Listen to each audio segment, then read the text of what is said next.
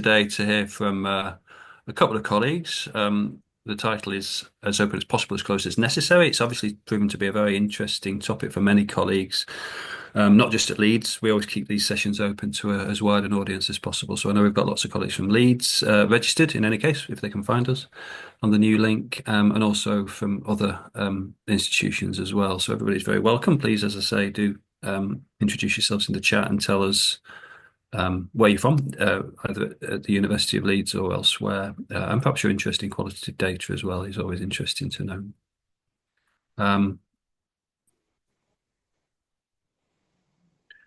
So as I say, we'll be hearing today from Dr. Matthew Hanshard. He's a research fellow at the University of Sheffield, and Sally Dalton, my colleague and head of research services open research here at the University of Leeds. So this is how things will look. I'll just leave it a couple of more minutes while colleagues are joining us, but we'll be hearing first from Matthew. He'll be talking about his paper that colleagues may have seen. I'll post a link to it in a moment if you haven't, around fostering cultures of open qualitative research. And as I say, he's a research fellow in the Department of Sociological Studies at the University of Sheffield, obviously doing a lot of interesting work in this area, so interested to hear from him. And then we'll hear from Sally, who'll be talking a little bit about the work that we've been doing at Leeds in terms of developing governance and infrastructure to support open qualitative research here at Leeds. So I'm Nick Shepherd, not to be confused with all those other Nick Shepherds, and I'm Open Research Advisor based in Sally's team at the university. So we look after the data repositories, or several data repositories. Sally will tell you more. And historically, it's been quite a challenge for us to manage potentially sensitive and personal data in terms of ethics and the extent that it can be shared. So we've done an awful lot of work around that governance that Sally will tell you a bit more about. And then we will have hopefully time for some questions and answers, a Q&A session, and a bit of an open discussion. So do please feel free to post any questions in the chat as we go, and I'll try and pick them up as Matthew and Sally are speaking before we finish at 2:00. I did just want to quickly flag this primer that many colleagues may be aware of from UKRI, which was just published last week, I think. Which is on the same subject. There's lots of primers been published from UKRI, and this one is a guide around open research principles and how they can be applied in qualitative research. So that's a really useful resource. There's lots of primers, if you haven't seen them, available from UKRI, some of them listed below that you can find on the UKRI page. So just to flag that up as well. As I say, we do welcome questions, but I just wanted to trail as well another couple of upcoming events that you can find on the Leeds LibCal site, notwithstanding the fact that I'll have to have a look at the links on these to make sure they actually work. But in February, we've got an event looking at, they'll be launching the Leeds Early Career Publishing Prize with the White Rose University Press. We'll be hearing there from Professor Nick Plant, Kate Petherbridge from the Press, and Dr. Alice Siberry, who won a similar award at the University of Sheffield, actually, and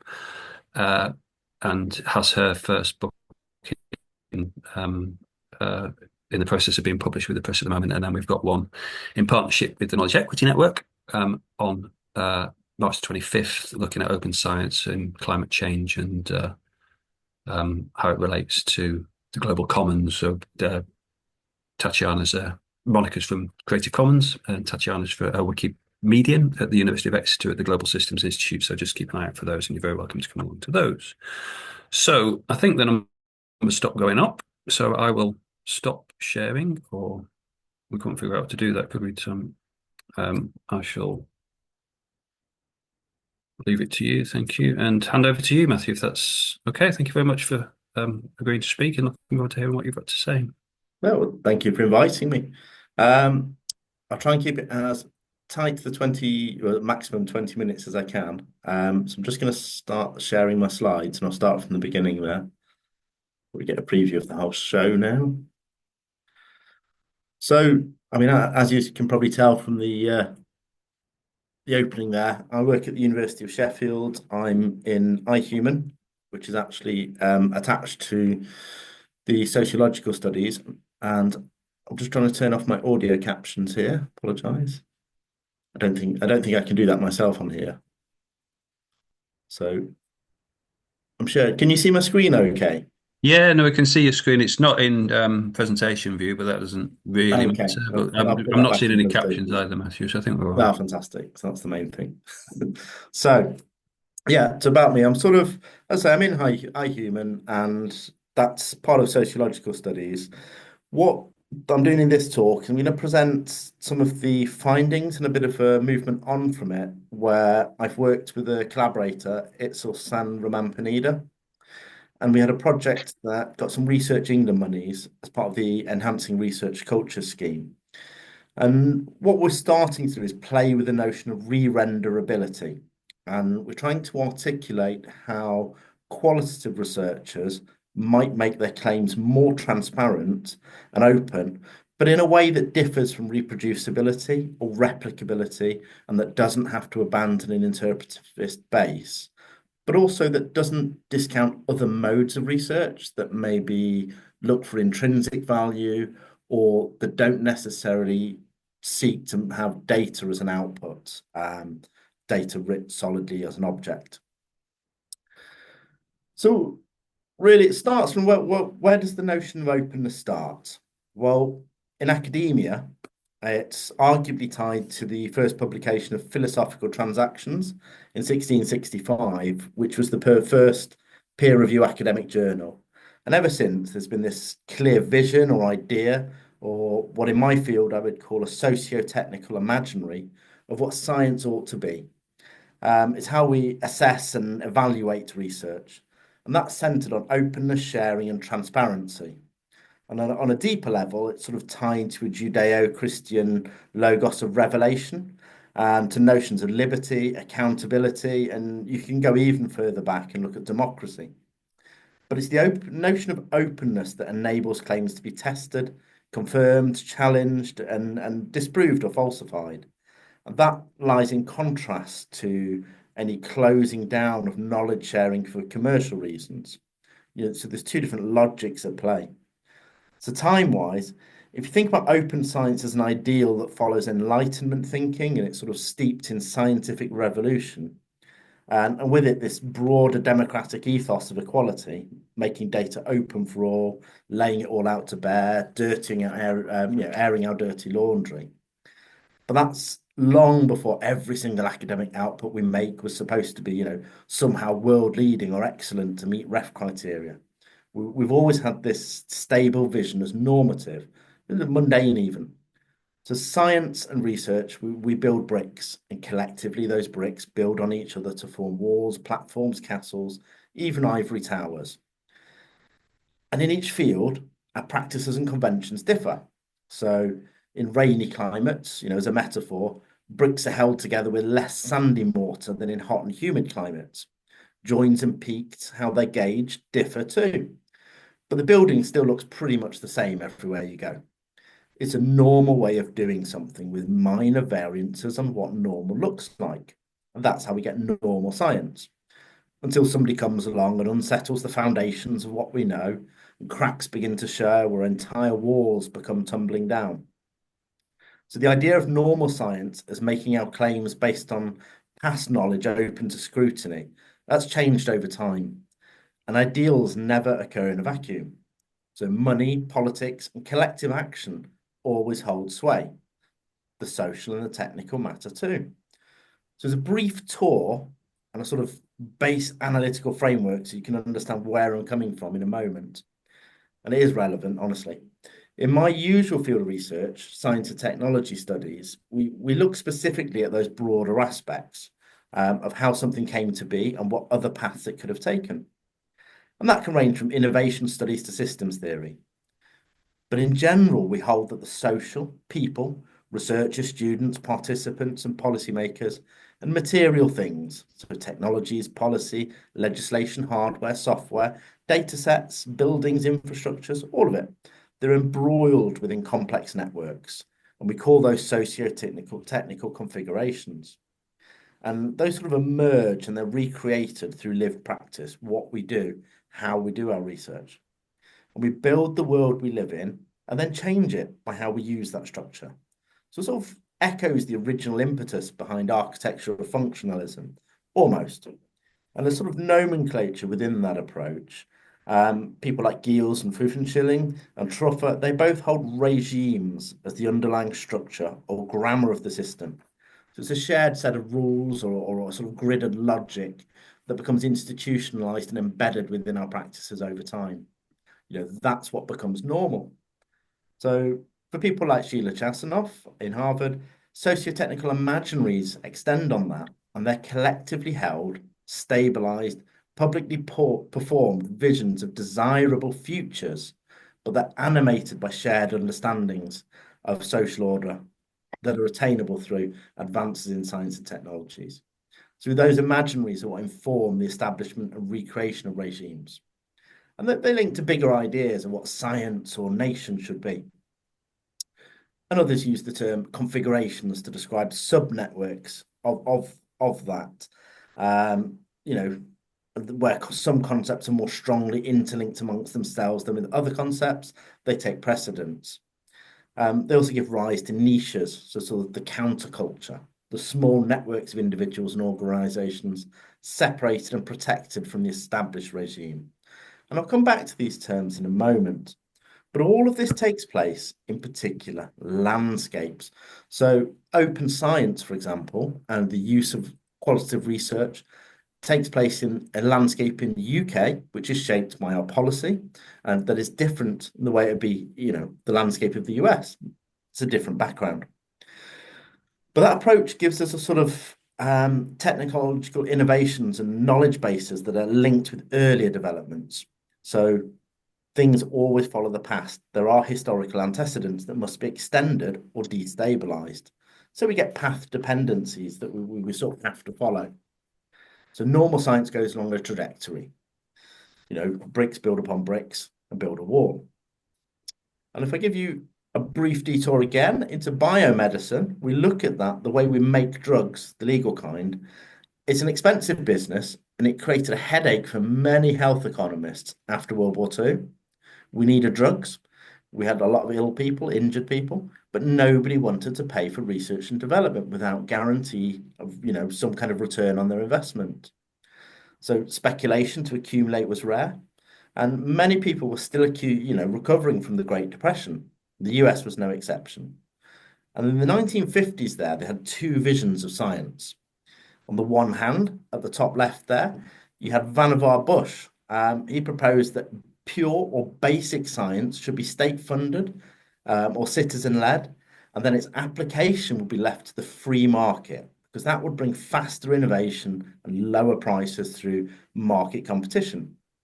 Universities do the early legwork, industry then runs with the ball to scale the operation up. They usually have the graduate staff and means to do that. But in the opposite corner, Senator Kilgore, West Virginia, suggested a federal agency who would then gain a direct return, so a surplus or profit, to government through export of science, but at a slight cost to innovation speed. Truman's administration founded the National Science Federation and National Institutes of Health on the basis of Vannevar Bush's vision. And, its application was again left to the market with intellectual property coveted as this sort of regulatory brake. So it's a pathway that gave us for development.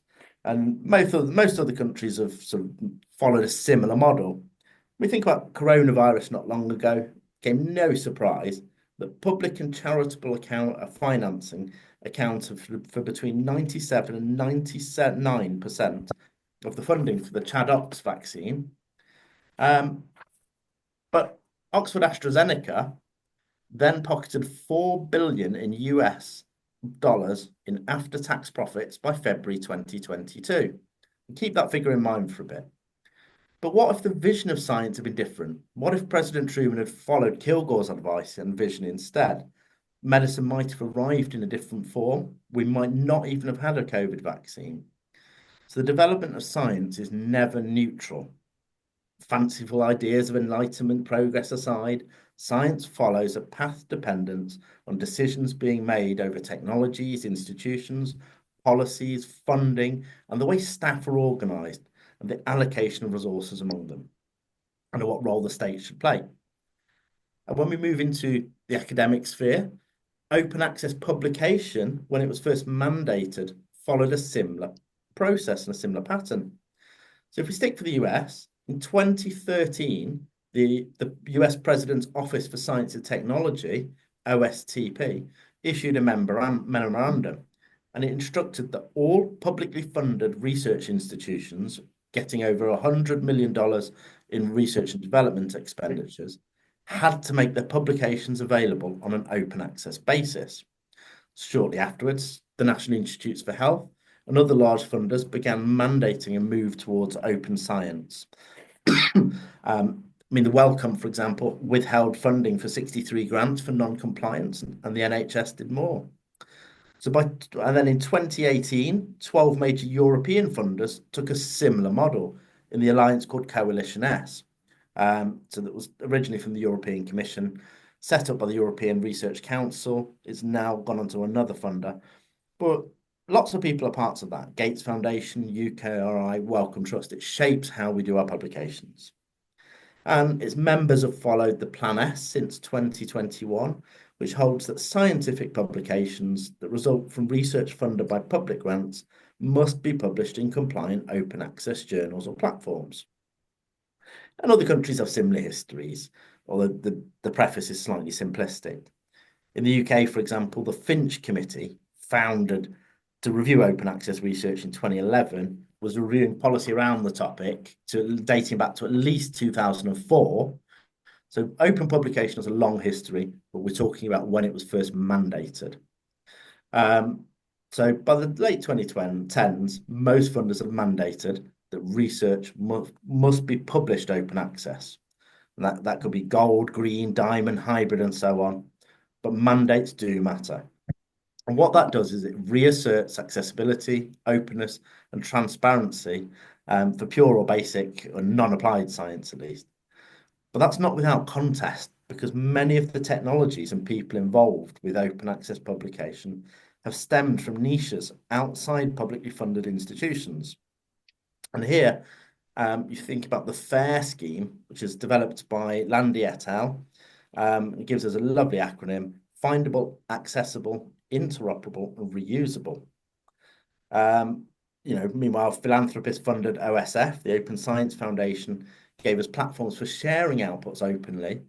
But who owns and profits from these outputs?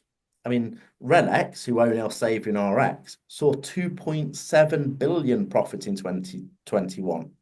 So that's over half the amount AstraZeneca declared globally as profit from the COVID vaccine, but it's based largely on voluntary labour.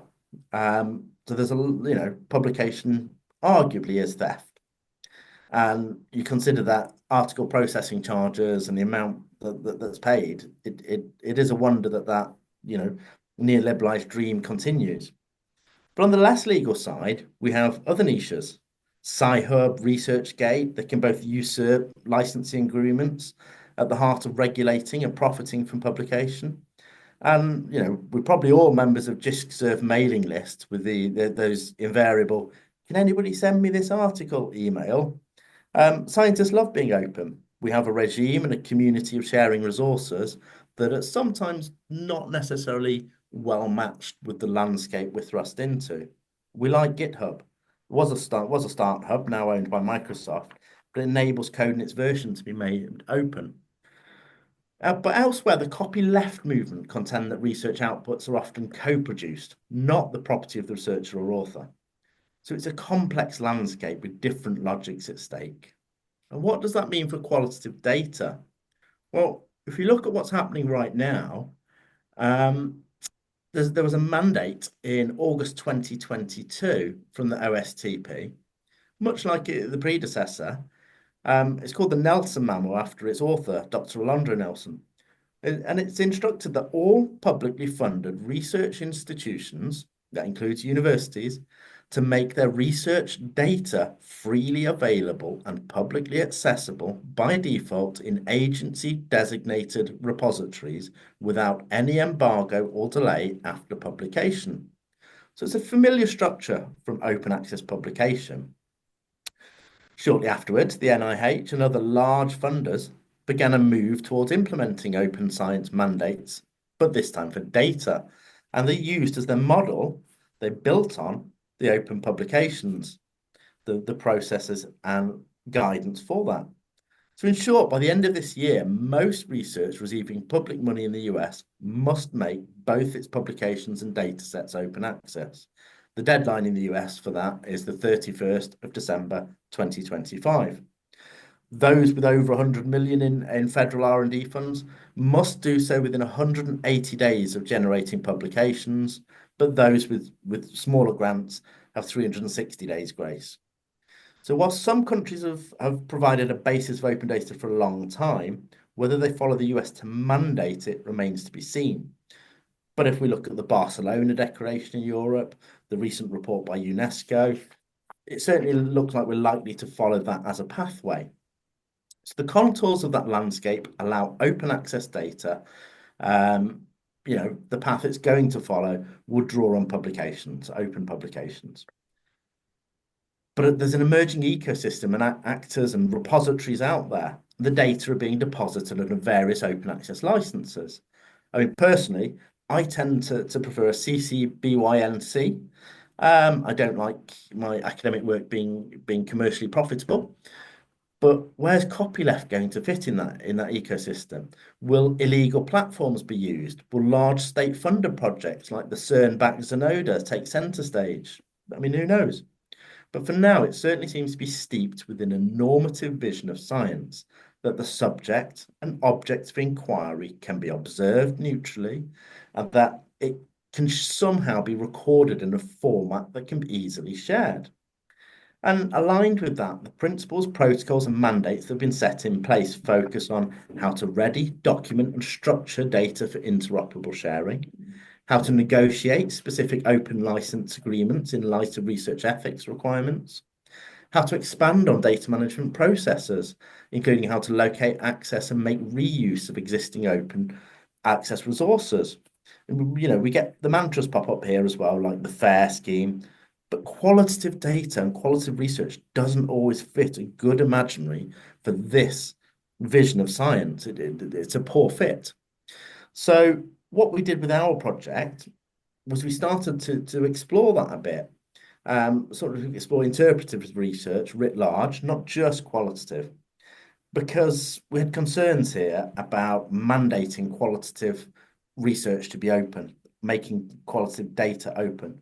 Because ethnographic immersion often relies on a memory of an experience being written down on a tatty bit of paper, maybe a napkin while you're in a hospital corridor or whilst you're away somewhere in a city.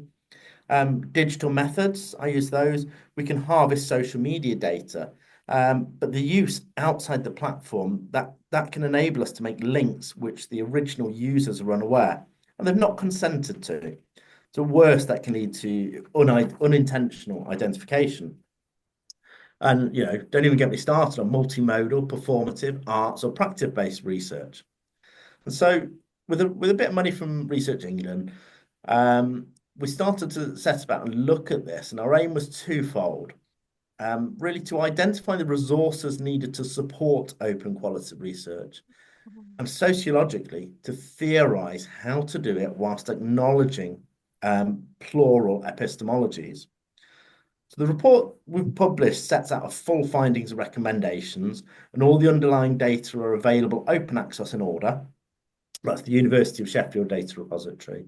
And that covers our analysis of a scoping survey with 91 responses, 15 semi-structured interviews, and a workshop with 5 attendees.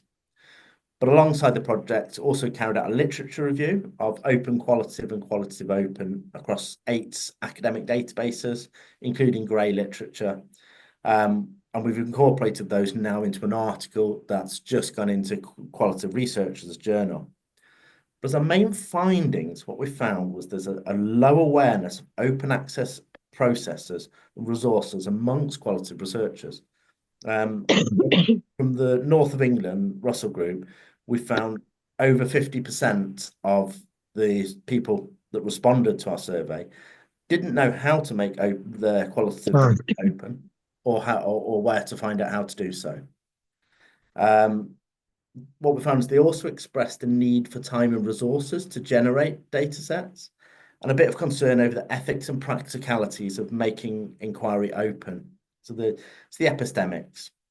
We've built some theory up on that, but I'll just go through these three slides here just to give you an idea of some of the, if you like, following the regime, some of the issues we butted up against and we came with. So the first one sort of skirted around realism. There's an onus placed on researchers changing their ways to just become better, to start making the data more accessible for others. But we had to question, can an interview transcript ever be interoperable in that way? And some laid the issue on ethics panels. With electoral training, they could just oversee quality researchers a bit better. Seemed a little bit patronising in a way. And others were a bit less condescending, but still gave us this imaginary of open qualitative data being bound to the existing regime. So we delved into that a bit deeper. What we found was that there's quite a lot of political contestation about the notioning of pilfering off of data as intellectual property. Even if it is a university, not a private company, so it's a position at odds with the current regime, they tend to suggest a more open discussion with a wider set of actors, people who operate in the niche areas of the law. So depositing research data onto academic repositories, that can often be seen as a form of data colonialism, with sentiments of commoning or community sharing as sensible safeguards as a preferred approach. So that's sort of there's also the approach that maintains the context with any reuse to champion and preserve diversity. So where research is assumed to be co-produced or participatory, the fruits of joint endeavour, reuse poses significant ethical and legal dilemmas over ownership of the data that go beyond black and white legal stipulations. There's a political aspect to that. When we look at a second one was sort of epistemic contestation, and here nuance and diversity amongst methods needs to be acknowledged. Some qualitative approaches place onus on reflexivity, making secondary analysis near impossible, and they conceive of context as something specific to that research alone at that time and that place being embedded within the analysis. However, outside of that, you find other people that acknowledge that accounting for context is important, but you also need to conceptualize how contexts are embedded within sensitive topics and whether that should stay as part of the analysis. You put yourself into the analysis as you do it. Those difficulties might be marked or even inseparable, and it can be damaging in there's a history of ill-fitting external assumptions that have been imposed upon quality research over time, often under the guise of progressive intervention. But with secondary research, we often find that by assuming that you can understand somebody else's research, it sort of undermines indigenous and alternative visions of truth. They become subalternated, silenced, and omitted over time as they're forced to adhere to notions of normal science. So maintaining detail on context matters, and there's an importance on being able to articulate the context if you're going to make data open. And the final really, I'll sort of come to the end of the talk, is as this regime of open science is sort of begins to emerge, building on normal science that's steeped in realism, this vision that objective truth can be externally measured and validated, where things like FAIR and other mantras pop up, and they appear in a lot of guidance and policy, Wellcome, UKRI, NIH, they're in a lot of our funders' policies and universities too. In terms of research outputs, it follows a belief that data, as the title of this talk goes, should be as open as possible and as closed as necessary. And that serves a sort of collective endeavour of being open to all, but with commercial application coming afterwards. So it's a sort of neoliberal vision, really. But and I'm not that cynical. Big tech companies do contribute back towards FOSS, the free and open source internet. Big pharma does give some profit back to Blue Skies research, and not all publication is theft. But there is a mismatch here in the way that open science is being constructed around qualitative research.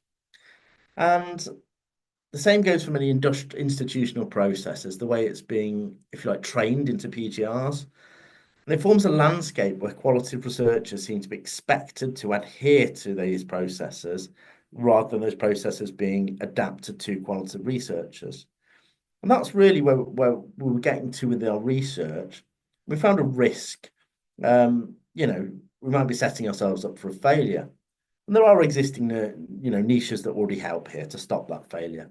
GitHub, I've mentioned, ResearchGate, SciHub, JISC list serving.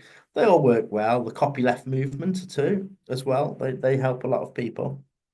They sort of give this semi-legitimacy where researchers are not holding data on insecure local storage. They're actually using a stable system that's compliant. But centre stage within that are these sort of concerns over institutional situated ethics and accounting for context and positionality. And that's really where we're getting at.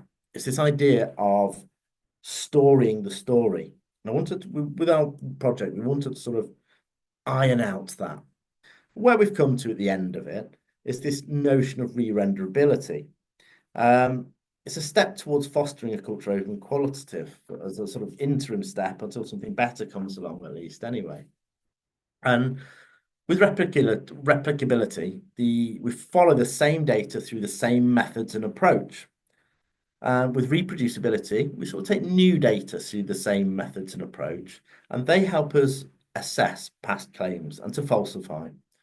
Re-renderability enables qualitative researchers to articulate their claims transparently, but in a different way. So the notion comes from computer screens, re-rendering a file when sent to one form of machine to another, or from mortar on bricks being used to give shape and a form that traces the original wall. The word comes from the Latin redere, which means to bring forward. So there's one element that might involve sharing raw data. There could be an interview transcript, anonymized. It could be an excerpt, an image from artwork or a video of a performance, perhaps a dance recital, or an example of fieldwork notes. Alternatively, and this could be quite controversial, it could just be a likeness, an illustrative ideal.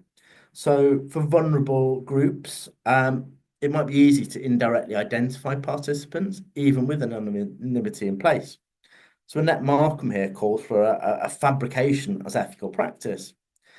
But the point is you have some tangible outputs that can be produced to assess the basis on which you've made your claims, what it is that you storied in your analysis and how you got there. As a second element, it should involve detail on the context behind the research, spatial, temporal, political, because each are likely to impact the findings and should be made transparent. And by extension, a third element should really look at a reflexive statement on positionality to explain how the researcher has approached their field and topic, what they brought forward into it in terms of prior conceptions, and how they themselves changed through that process. And together, as a primary sort of goal, those three elements shall help others understand the interpretation that's been made, how the data has been storied to better assess the claim. It's the storying of the story that matters. That's what we're getting at. A reuse of secondary qualitative data is another matter. Not all qualitative data will be amenable to reuse. And that places it at at odds with the notion of fair, the R of fair. But going back to first principles, the point is, as it was way back in the first publication of philosophical transactions, to make the empirical basis of your claims transparent and open to critique or peer review, to show you're working out. And re-renderability supports openness and development of normal science in qualitative research, but without abandoning the basis in interpretivism. So it suits research where outputs are less artifactual too, and based on process or the development of intrinsic value. Perhaps you can have a video of an opera, the statement on its merit, its intrinsic value, what made it better than previously, with notes on positionality, reflexivity, and context. What they can do is they can sort of add legitimacy and adhere with upcoming changes that are coming in policy. We see them coming along the line. But it is a niche that's at odds with the current path-dependent regime that's starting to emerge around in a realist model. it's a model that needs to be changed. Where research is mandated to be open, or where possible, privatized as IP for commercial application. That's what we're constructing universities. I'm suggesting something we don't need to adhere to that in all forms of research. So in some ways, the notion of re-renderability is quite uncontroversial. And when I look across the literature at existing open qualitative projects, it's already being done in three kinds of ways. But time, space, resource, and careful thought out guidance are needed, and more support too. There's also a sort of set of underlying practical concerns over data ownership and stewardship, whether it should rest with researchers, be sat within an agency designated or institutionally run repository, invariably owned by Figshare. Hopefully that won't be sold. Or if it should sit within a commons-based platform or be treated as a co-produced asset. By way of conclusion, what these concerns speak to is a broader imaginary of science and its manifestation within a socio-technical regime surrounding open science writ large.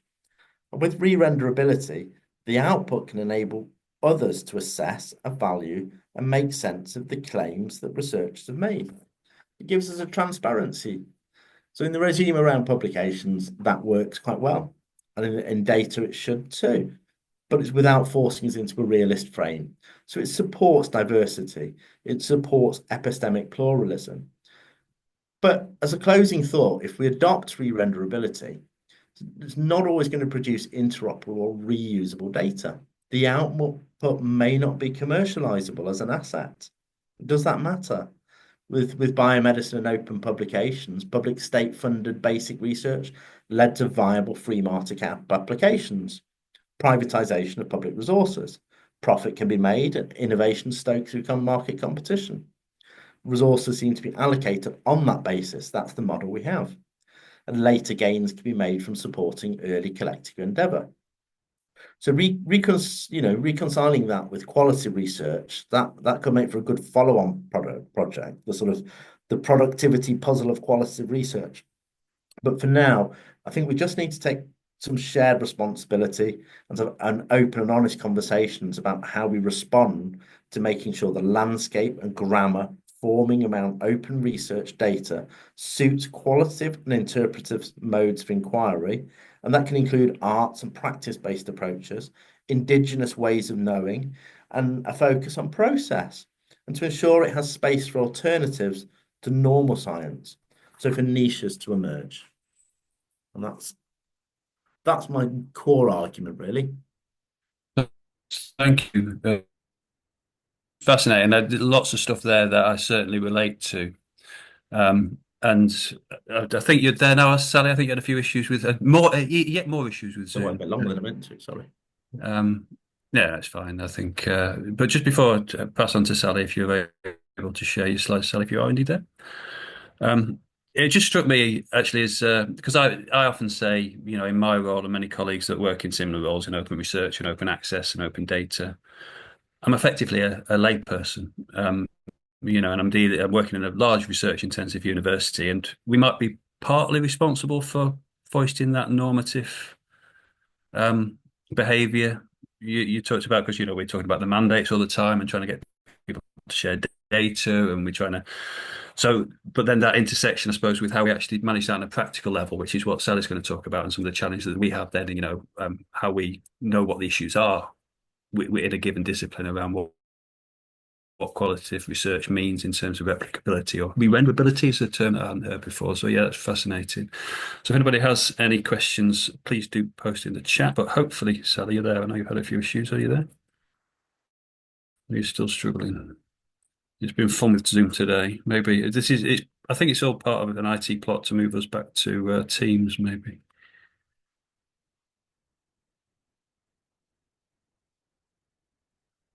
Just in case Sally is still having a few issues, Kelly, a colleague, it is being recorded, Maria, yes. So Kelly is one of those colleagues actually that I was referring to that we've worked with on qualitative research. And she's just saying she likes the idea of re-renderability. Would this be something a bit separate in addition to the main paper, such as an appendix or a data note? So I know you're working, mate, you recently did, Kelly, on a data note. So qualitative data note publication was for the coding structure, not the actual interviews due to the ethics of this. So I think there was scope to imagine these types of publications for qualitative data. I don't know if you've got any quick comments on that, Matthew, while we try and figure out what's happening with Sally. Yeah, absolutely. I'm all for that. Making the analysis open. Yeah, I mean, I'd love to see this paper. This data notes you mentioned. But yeah, I mean, I do think data notes, research notes, they are the way to go forward, especially in Diamond open access publications where you can update the coding as it changes. You might have a preprint and then want to update that as you go along. But absolutely, I think data notes are a good way to go forward. Okay, so as Nick introduced me at the beginning, I'm Sally Dalton. I'm head of library research services at the University of Leeds, and I have a remit around open research. And I'm here today to talk a little bit about how we've navigated the complexities of sharing qualitative data and how we've tried to really establish a more robust governance framework at Leeds. Next slide, please, Tom. Thank you. So I'm going to be focusing on two of our data repositories at Leeds. So we have an open and a restricted data repository. Our open one, as it says on the tin, it's for data that can be shared openly. And then our restricted one is for data that can be shared openly, but maybe on a more restricted basis. So we have those two different repositories. And I'm going to talk a little bit about those today. Our team and our remit is really here to support open, fair data and help researchers share their data at the end of their project. So we're not a dark archive. We're not here to store researchers' data that can't be shared. We're really here to support open research. We take both qualitative and quantitative data, but the qualitative data we mostly take is mostly anonymized, but we not all. We do have some qualitative data that isn't anonymized. While I was preparing for this presentation, I asked my team what proportion of our data sets included qualitative data, and it was tricky to work out, but we felt it was around 20% of our data in our repositories is qualitative, and my colleague Rachel in the team said it's similar to the 80-20 rule. We have 20% of qualitative data, but we actually spend 80% of the time discussing it, which I think was quite apt, actually.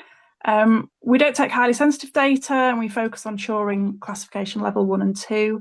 And because of what we do, what service we offer, effective data governance is essential for kind of managing and sharing research data responsibly. We have that responsibility to make sure that we're doing that, and to do that, we need to ensure that we have a kind of a robust and transparent decision-making processes. Next slide, please, Tom. So I thought it'd be useful just to talk briefly about some of the challenges that we've experienced. I started this role about 18 months ago, and I didn't have any experience of working in research data management. I've learned a lot over the past year and a half. So I'm not an expert in research data management, but the colleagues in my team were. And when I started, I had conversations with them and I did a lot of listening. And I quickly realised there were a number of challenges, particularly around sharing qualitative data. Particular challenges around participants not being informed about what would happen to their data. Legally, if data has been anonymised, we can share it even if the participants haven't been fully informed about that open data sharing. But ethically, we felt that we needed to ensure that participants were informed about what would happen to their anonymised data. So we're trying to work within that legal and ethical framework. Qualitative data often contains details about sensitive topics and/or includes special category data. So we felt that more caution is needed when making decisions around whether qualitative data can be made openly available. I don't know if this rings true with other people, but we often see contradictory information across consent forms and across participant information sheets. So one would say the data will be shared openly, and then the other one says the data won't be shared, or it will only be shared for research purposes. So that can make it slightly more complex. There was no robust framework in place for decision making around whether data could be shared, and that meant there was a lack of transparency around decision making. We ended up having very long conversations around each data deposit request, and we weren't sure whether we could safely share qualitative data, and because of that, there was a risk of inappropriate open sharing or also important, unnecessarily keeping data closed that could actually have been made open. And I felt that it wasn't just down to my team to be making those decisions. We definitely need to be involved in those conversations. Our expertise is crucial, but I felt that other people needed to be in the room to make those decisions. Next slide, please. Okay, so what we did, we took, we did a bit of a review of data governance. We embarked on this review, and what we wanted to do was really take a collaborative approach. We wanted to involve key stakeholders. When I started a year and a half ago, I realised there was lots of different services across the institution that had invested and needed to be involved in conversations around data governance. So I made it one of my goals to try and make relationships with those teams across the institution. And we have a result of that data governance review, we've done three main things. We've developed a set of guiding principles, we've established a data access and retention group, and we've implemented a 3-level access model. So I'm going to talk very briefly about those three things. So the first thing we did was develop these set of guiding principles to help guide those decision making around data deposits, particularly around qualitative data. And I've used this photo of a lighthouse and the choppy seas as I feel it really represents navigating trickier qualitative data deposit requests, which we're trying to safely navigate around the challenges around some of the qualitative data requests that we get and avoid hitting those rocks and making the wrong decision. These guidelines. Just to check if I'm on the right slide, I can't see the lighthouse. Oh, sorry, next slide. Sorry, there we go. That's the most important bit of the presentation. So we developed these guiding principles to help us navigate those rocks a bit more effectively and give us the confidence that we're doing so properly. So we developed them in collaboration with other stakeholders. We got feedback from researchers. Important to say they're not designed to give us a yes/no answer. Every data deposit request is slightly different. No one size fits all, particularly when it comes to qualitative data. So it was just to help inform those decisions and also to highlight some of the issues that we come up against, particularly around qualitative data, about those things around informed consent that I spoke about. Next slide, please, Tom. The next thing we did was establish the Data Access and Retention Group, DARG for short. This picture really represents what we were trying to do. We have our own expertise, but we needed to combine that with other relevant expertise in the university. It was no mean feat developing this group. It's taken a while to get there.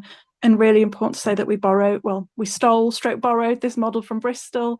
I'd like to particularly thank Kirsty Merritt, who's really kind enough to share her knowledge and experience of setting up a similar group. We're a subgroup of an already existing group at Leeds, and we felt it was really important to plug into existing governance structures and not just be a group on our own. And we have representatives from various teams, from various stakeholders, so information governance, legal, contracts, research ethics, and data services, and us. And we escalate any data access requests for data that are in our controlled level. And I will talk briefly about the levels in a second. And we can also escalate any trickier data deposit requests. We had our first meeting in December, really pleased to say. We've already pushed a case through there that has, and they've made a decision on that. So it's working well so far, but we will have to see how it develops. Next slide, please, Tom. And the final thing we did was develop a 3-level access model. Again, we borrowed this from Bristol, so thank you, Bristol. So we have 3 levels: open, we have restricted, so this data that can't be made fully open due to some degree of sensitivity involved, but we feel confident within our team that we can make decisions about who can access that level of data. But then we have this 3rd level of data that where there may be larger degrees of sensitivity involved. And because of that, any access requests to this controlled level of data will go to the Data Access and Retention Group. Next slide, please, Tom. So, impact and evaluation. We're very early days. As I said, DARG just had its first meeting in December. We're getting ready to escalate a second case to the DARG group. We haven't made our guiding principles available on our web pages yet, but we're hoping to do that in the next month. I'm hoping that these guiding principles will raise awareness of some of these issues and help us to guide our decision making. Collaboration has been key. If you're embarking on anything like this, you need to make those relationships with those other services and make sure that they're involved in this process. And I'm hoping that it will reduce the risk of reputational damage around making data available when we shouldn't have, and also reduce the risk of us restricting data that could actually be shared. So I'm hoping that it will have really positive impact, but we will see over the next 6 to 12 months, and we're really happy to share what happens after that. Next slide, please, Tom. So next steps. We'll continue to use this new framework, the guiding principles, and we'll hopefully refine that based on emerging needs.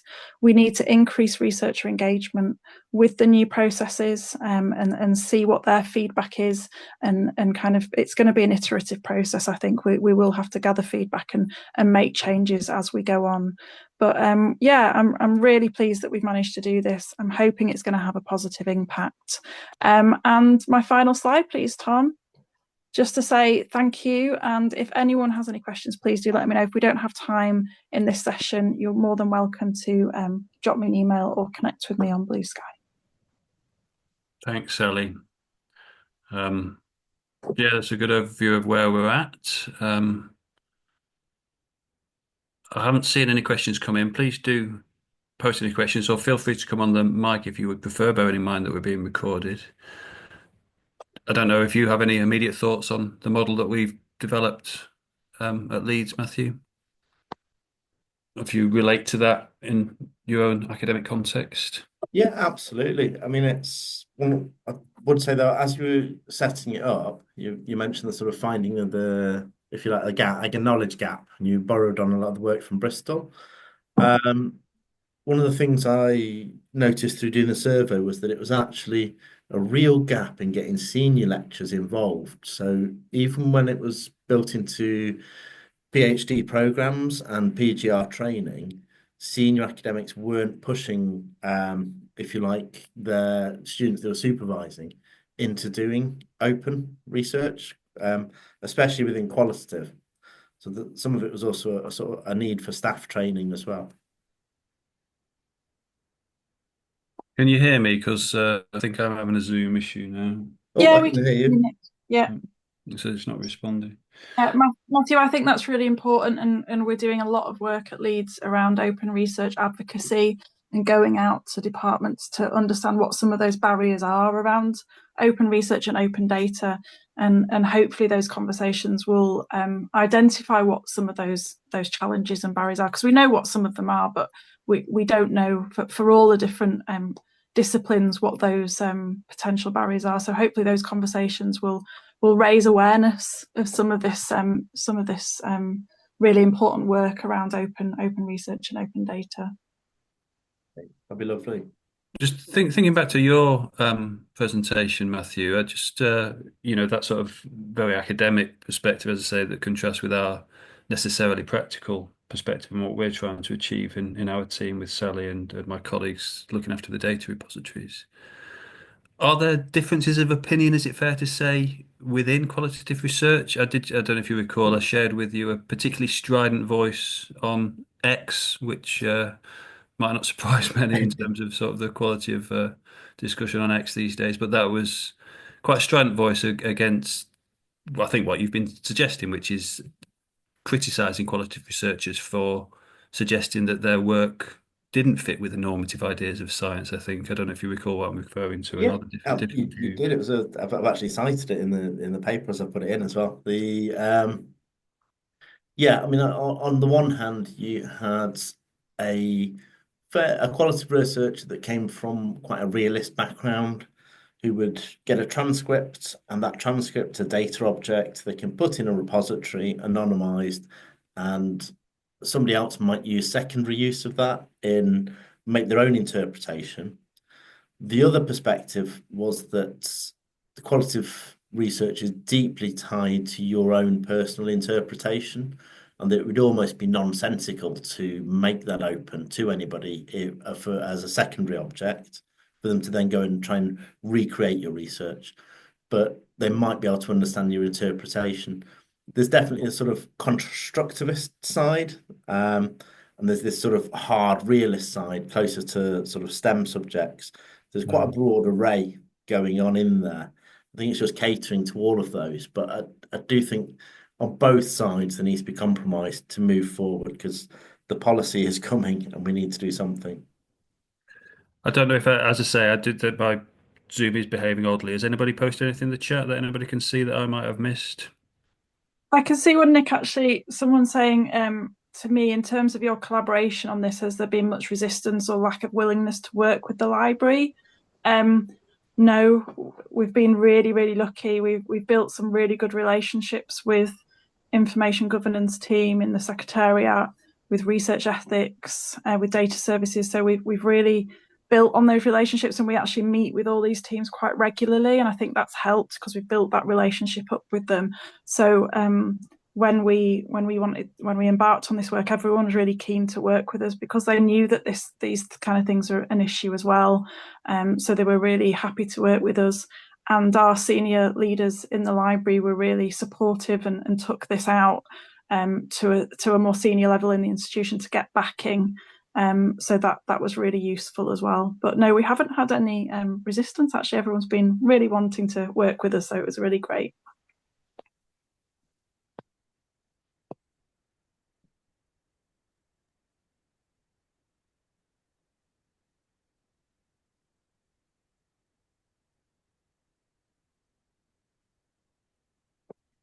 I think we might have lost Nick now.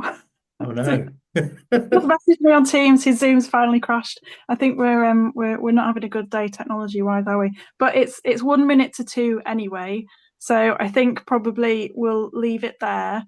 But thank you all very much for coming today and listening to us. And I'm sure Nick will share slides after the session. So please do get in contact with us afterwards if you have any questions. But I think we'll leave it there before anything else happens.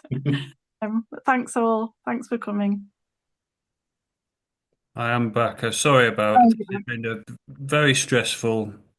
I've just ended the session, Nick. I just said that your Zoom crashed. So yeah. Sorry about that, Matthew. That was thank you for the talk, but they normally go a little more smoothly than that. So thanks for colleagues that put up with us through that. Because we've had all sorts of issues today with Zoom, but hopefully that was of some interest to colleagues. And those that are still there, please do get in touch, as Sally said, and we'll follow up with you as well, Matthew. Very interested in your work. I look forward to your paper coming out. I don't know if you mentioned in the course of your talk that you're publishing a paper, and that'll be hopefully out soon. It's got to be reviewed soon. So Reviewed soon. although somebody's just shared a lovely data note. I might need to cite that in there as well. Yeah. Thank you for coming, everyone, and bearing with us, and hopefully next time I'll run a bit more smoothly. I think everything that could go wrong did go wrong. My Zoom That's so many issues. stopped working, and then it wasn't recognizing my microphone or anything. Oh dear. Anyway. So we managed to get through it. So thanks, Tom, for your backup as well, because thanks, Tom. There's still several Nick Shepherds. I'm intrigued who they all are now. Will the real Nick Shepherd please stand? It's like Spartacus. Yeah. All right. Okay then. Well, I'm going to get off. Right. Thanks, Sally. I'll run off as well. But thank you very much. Thanks, Matthew. Thanks very much. Bye. Bye. See you in a bit. Bye.